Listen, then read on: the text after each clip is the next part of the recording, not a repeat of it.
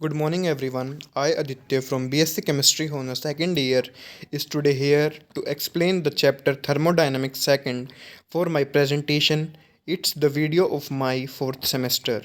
Now we will discuss let about the second law of thermodynamics.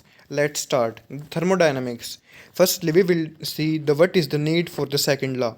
The second law of thermodynamics helps to determine the direction in which the energy can be transferred or to predict whether the given process can occur spontaneously or not. Also, from the second law, we can convert the maximum fraction of heat into work in a given process. Firstly, we will saw what is spontaneous reaction. Also, it is a process in which a subsystem can change from one state to another state rapidly at a definite rate when the difference between the external pressure, that is the opposing pressure, and the internal pressure is maximum. If the P external is greater than the P internal, then the process is spontaneous reaction. With the help of diagram, we can see that. Firstly, we have introduced a pressure and the gas is compressed at very high pressure, whereas in the second, the gas pressure is low and it is the final state where we can see that the pressure of the external one is very greater, so the reaction is spontaneous one. Examples. The second law of thermodynamics having the further examples that water flows downhill spontaneously, the heat flows spontaneously from hot end to cold end, and a gas expands spontaneously from a region of high pressure to the region of low pressure. These all three examples are totally based on the second law of thermodynamics. Also, we can see that the concentration is moving towards from high to low or from the high end to the low end. Now see the correct statement of the second law of thermodynamics. We can define the second law of thermodynamics in so many ways. The statement 1, it is impossible to convert the heat into work without the compensation. The second statement is it is impossible to transfer heat from a cooler body to the hotter body without the external agency. The third statement is the energy of the universe remain constant and the entropy of the universe tends towards the maximum. Also, the statement fourth, it is impossible to use a cyclic process to transfer heat from a reservoir source and to the convert work without transferring a certain amount of heat from a hotter to colder part of body. These all four statements are defining the second law of thermodynamics. The thermodynamics, the cyclic process, it is a process in which a system can undergo a series of change and return to its original state. That is for cyclic process, the initial and final state are same. So the change in the energy is equal to zero. Also, the change in heat is equal to the change in energy plus work done.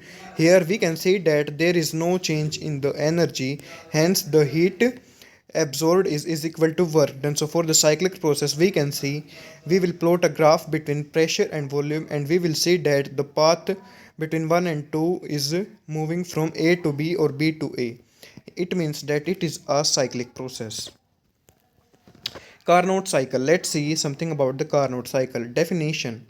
The Carnot cycle is a reversible cycle process involved in the for on a system containing 1 mole of an ideal gas to order to demonstrate the maximum convertibility of heat into work. The graphical representation of Carnot cycle is, firstly we will plot a graph between pressure and volume. We can see that at a point A, at point P1 and V1, we are having the isothermal expansion in the heat absorbed Q2, and from point B we have the pressure P2 V2 at the temperature T2, and we will see there will occur the adiabatic expansion at point C, and we will have the pressure readings as P3 and V3 having the temperature T1. Now from point C to D we will having the isothermal compression, and from D to A it is also will be the adiabatic compression. These all will form a loop and the cycle will repeats and it's return to the initial state.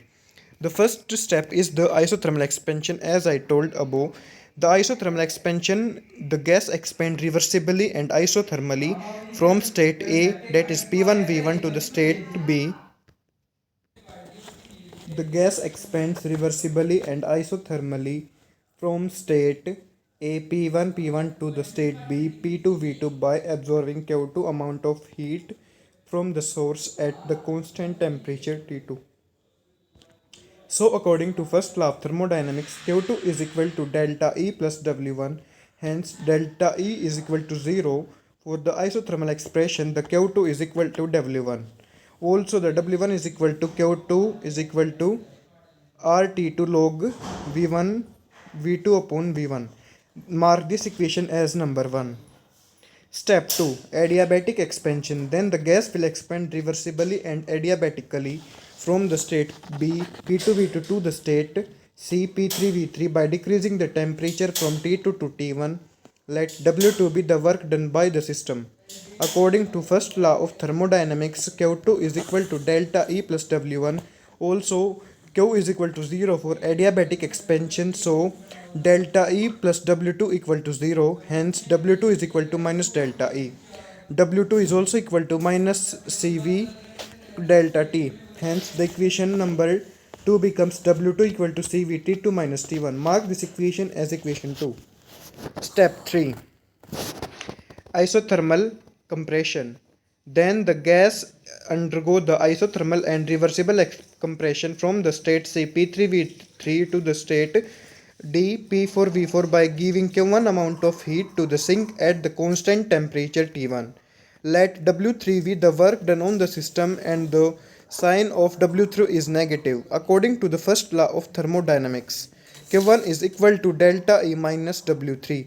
Hence, delta E is equal to 0 for isothermal process. Then the equation will become W3 is equal to Q1, that will be equal to RT1 ln V3 upon V4. Mark this equation as equation 3. Step 4. Adiabatic compression. Finally, the gas arrived to the original state A P1V1 from the state D P4V4 by the adiabatic compression, reversible compression by increasing the temperature from T1 to T2. Let W4 be the work done on the system and the sign is negative. Also, according to first law of thermodynamics, Q is equal to delta E minus W1. Hence, Q is equal to 0 for the adiabatic process. Hence, delta E minus W4 is equal to 0. So, W2 is equal to delta E. Hence, W2 is equal to CVT2 minus T1. Mark this equation as equation number 4. Calculation. The net heat absorbed is Q. Hence, Q is calculated by subtracting the Q2 minus Q1. Hence, Q is equal to RT2 ln V2 upon V1 minus RT1 ln V3 upon V4. Since V2 by V1 is equal to V1 by V4, the Q is equal to RT2 minus T1 ln V2 upon V1. Hence, mark this equation as 5. The net work done is W. Hence, the W is equal to RT2 ln V2 upon V1 plus CV T2 minus T1 minus RT1 ln V3 upon V4 minus CV T2 minus T1. Since the V2 upon V1 is equal to V3 upon V4, W is equal to RT2 minus T1 ln V2 upon V1. Mark this equation as equation 6. We know that Q2 is equal to RT2 ln V2 upon V1. Mark this equation as equation 7. Now divide equation 6 upon 7. We will get T2 minus T1 upon T2 is equal to T2. Hence W is equal to Q2 T2 minus T1 upon T2. So W is equal to Q2 T2 minus T1 upon T2. Since T2 minus T1 upon T2 is less than 1, it shows that W is less than Q2. That is, it is a part of the heat absorbed by the system. The higher temperature T2 is transferred into the work and rest of heat Q1 is given out by the system to the surrounding sink at lower temperature. Carnot theorem. Let's take the example engine 1, engine 2, engine 3 having the efficiency T2 minus T1 upon T2 of all the engines 1, 2 and 3. The Carnot theorem states that every perfect engine working reversibly between the same temperature limits having the same efficiency whatever be the working substance. Thermodynamic efficiency for the Carnot engine. It is defined as the fraction of the heat absorbed by the Carnot engine used to do work. Mathematically, it is denoted by the eta. It will be equal to heat converted to work upon the heat absorbed from the source. It is equal to Q2 minus Q1 upon Q2. Hence, eta is equal to Q2 minus Q1 upon Q2. Mark this equation as equation 1.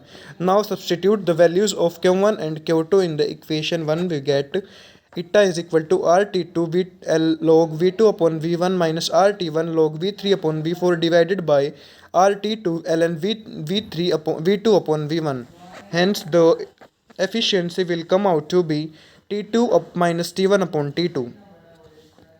From the above equation, it is found that the efficiency of an actual engine is always less than unit. When T1 is equal to 0, the efficiency will become unity. That means the engine is 100% efficiency engine, but the absolute 0 T1 is equal to 0 cannot be arrived in the actual practice. That means 100% efficiency machine is an ideal machine, hence it cannot be achieved in our daily lives. Refrigerator cycle. The reverse of the Carnot cycle is called refrigerator cycle and is diagrammatically shown as below.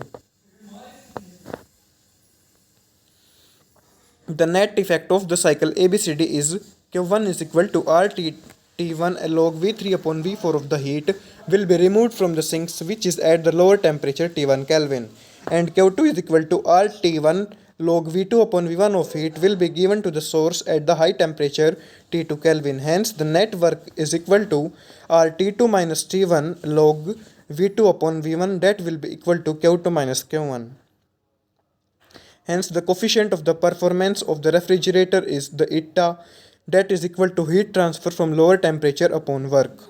So, the efficiency will come out to be RT1 log V2 upon V1 divided by RT1 T2 minus T1 log V2 upon V1. The equation will take the form T1 upon T2 minus T1. It is actually the reverse of the Carnot cycle. The derivation of the concept of entropy. For a Carnot cycle, the efficiency is eta, that is equal to T2 minus T1 upon T2. Mark this equation as equation 1. So 1 minus Q1 upon Q2 is equal to 1 minus T1 upon T2. Hence Q1 upon Q2 is equal to T1 upon T2. Mark this equation as equation 2. The Q2 is the heat absorbed and have the positive sign, whereas the Q1 is the heat given out and having the negative sign. Now the equation 2 will become, after the sign convention, Q minus Q1 upon T1 is equal to plus Q2 upon T2. So Q1 upon T1 plus Q2 upon T2 is equal to 0. So for a single Carnot cycle, Q1 upon T1 plus Q2 upon T2 is equal to 0. Likewise, for a reversible cycle ABA containing a series of Carnot cycle, equation 3 will become summation of Q upon T is equal to 0. Mark this equation as the equation 4th. When the changes are infinite, similarly equation 4 will become summation delta dq upon t is equal to 0. Mark this equation as equation 5. Since the cyclic process is carried out in two steps, step 1 is equal to A to B step and step 2 is equal to B to A step. So the equation 5 be written as summation dq upon t is equal to limits A to B dq upon t plus limits A to B dq upon t is equal to 0. So limits A to B dq upon t path 1 plus A to B limit part 2 is equal to 0. From this we can found that the quantity summation A to B dt upon q dq upon t is independent of the path and depend upon the initial and final state of the system. So that dq upon t limits A to B is a state function called entropy, where dq upon t is equal to SB minus A. Mark this equation as equation 6, where the SB is equal to the entropy of the state B and SA is equal to entropy of the state A. Now let's see the variation of the entropy with temperature and volume. We know that for an infinite similarly small change for a 1 mole of ideal gas, ds is equal to dq reversible upon T. According to first law of thermodynamics, dq reversible is equal to dE plus P dV. And we also know that Cv is equal to dE upon dt, hence dE is equal to Cv dt. Now substitute the value of equation third in equation second. We will get dq reversible is equal to cv dt plus p dv. For 1 mole of an ideal gas, we know that pv is equal to RT and p is equal to RT upon v. Now substitute the value of p in the equation fourth. We will get dq reversible is equal to cv dt plus RT dv upon v. Mark this equation as equation number 6. Now divide the equation number 6 upon t by t. So dq reversible upon t is equal to cv dt upon t plus RT upon t dv upon v. Hence we will get dq reversible upon t is equal to cv dt upon t plus r dv upon b. Mark this equation as equation number 7. Since dq reversible upon t is equal to ds, the equation 7 will become ds is equal to cv dt upon t plus r dv upon b. Now integrate the above equation within the limits t1 and t2 and v1 and v2. We will get S2 minus S1 is equal to cv ln t2 upon t1 plus r ln v2 upon v1. Hence delta S is equal to cv ln t2 upon t1 plus r ln v2 upon v1. Now let's see the variation of the entropy with the temperature and pressure. We know that P1V1 is equal to RT1 and P2V2 is equal to RT2. Now divide this equation, we will get V2 upon V1 is equal to P1T2 upon P2T1 and delta S is equal to CV ln T1 upon T2 plus R ln V2 upon V1. Now substitute the value of 1 in equation second. We will get delta S is equal to CV ln T2 upon T1 plus R ln P1 T2 upon P2 T1. Now solving the equation, we will get delta S is equal to Cp ln T2 upon T1 minus R ln P2 upon P1. So for n moles of an ideal gas, delta S is equal to Cv ln T2 upon T1 plus nR ln V2 upon V1. And we know that delta S is equal to Ncp ln T2 upon T1 minus nR ln P2 upon P1. Now let's see what is free energy function. There are two free energy functions, namely Helmholtz free energy and Gibbs free energy, defined or denoted by A and G respectively. Helmholtz free energy definition. It is defined as isothermally available interenergy of the system. Mathematically, it is defined as A is equal to E minus Ts. Or we will see now variation of Helmholtz free energy with the temperature and volume. We know that A is equal to E minus Ts. On differentiating this equation, we will get dA is equal to dE minus Tds minus S dt. Now put dE is equal to dQ minus P dV in equation second. We will get dA is equal to dQ minus P dV minus Tds minus S dt. According to the entropy concept, ds is equal to dQ upon dt, hence dQ is equal to T dot ds. Now substitute the value of fourth in equation third. We will get dA is equal to minus T P dV minus S dt. And this is the equation number 5. This equation will give the dependence of the G of a system on T and V. When the process is carried out at constant volume, that is the dV is equal to 0, the equation 5 will become dA is equal to minus S dt. Hence, curly A upon curly T at the constant volume is equal to minus S. That means the rate of change of Helmholtz free energy with temperature is the measure of entropy in an isochoric process. The thermodynamics, we will see the Gibbs free energy. Definition. It is defined as isothermally available enthalpy of a system. Mathematically, it is known as G is equal to H minus Ts, the variation of Gibbs free energy with the temperature and pressure. We know that